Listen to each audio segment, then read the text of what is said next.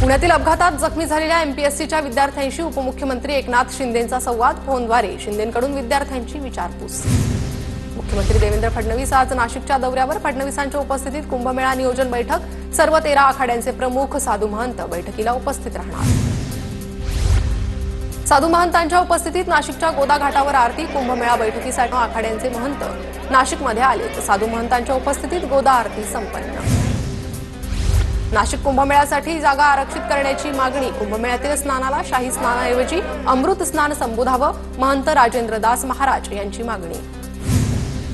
मंत्र्यांचे पीए सोसायटीवर मुख्यमंत्री कार्यालयाचा वॉच। सूत्रांची माहिती, कामाचं मूल्यमापन होणार तर चुका केलेल्यांना समज दिली जात असल्याची माहिती। अमरावतीत रवी राणा विरुद्ध संजय खोडके वाद उफाळला। संजय खोडकेंनी दादागिरी करू नये, आमदार रवी राणा यांची टीका। तर रवी राणा मला नेहमीच धमकी देतात, आमदार संजय खोडकेंचा रवी राणांवर पलटवार। उपमुख्यमंत्री एकनाथ शिंदे आज रत्नागिरी दौऱ्यावर। भगवान महादेव सांबरे मोफत रुग्णालयाच्या लोकार्पण सोहळ्याला एकनाथ शिंदे उपस्थित राहणार। नितेश राणे, रवींद्र चव्हाण, उदय सामंतही उपस्थित असणार।